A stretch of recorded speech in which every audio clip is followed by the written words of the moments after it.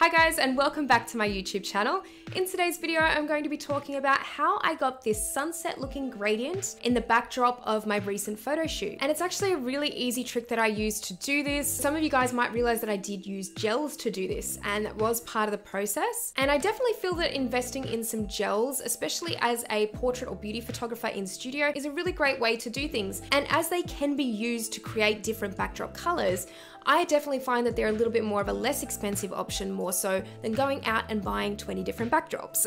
So I'm gonna get straight into the video and tell you guys step by step how I made this effect in the backdrop, and let's get into it. So first off, all you're really going to need is either a white backdrop or a white wall, a blank wall. I actually used this on 2 different backdrops in the day because we were switching around backdrops at one point, so I actually used it on a white wall and a cream backdrop, and it worked on both. The colors were a little bit less noticeable on the cream backdrop, and I did feel like it worked better on the white, but you could potentially use either if you've got either. The good thing is though, if you're working in studios, most of the time they will have white walls, so you can either just use that or a paper backdrop. Now to create the lighting setup, I had my Elinchrom RX4 D-Lite lights, and I used one as a key light in front of the model, and I used one towards the back of the model angled towards the backdrop. So it was at a 45-degree angle. On my key light, I just used my Octabox that comes with my kit, and I also had the diffuser attached to this, so it created a nice soft light on the model's face. On my secondary light that I had pointed towards the backdrop, now this was the particular light that I used the gels on. I actually had a small black reflector dish attached to this secondary light, and I had the attachment for the gels also attached to that reflector dish, and then I slotted an orange gel into that holder. So by using the orange gel, it really helped create that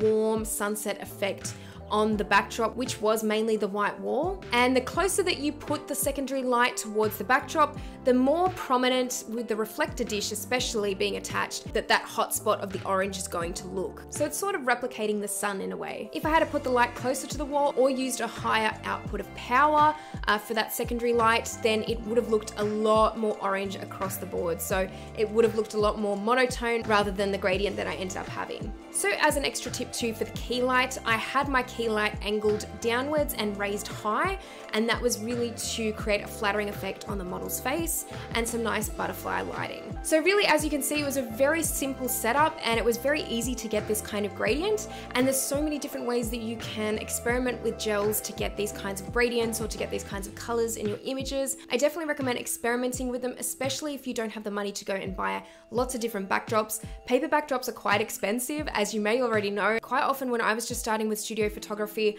I really couldn't afford to go and buy 20 different backdrops and somehow store them in my house. So using a bit of a kit of gels can really help you to kind of achieve those different colors that you'd like to in your backdrops. Okay guys, well I hope you really enjoyed this video on how I created this sunset gradient in my backdrop of my recent photo shoot. Thank you guys so much for watching this video, and if you liked it, please give it a thumbs up, and please subscribe to this channel already if you haven't, because I'll be posting a lot more content in future. Thanks again for watching, and I will see you in the next video.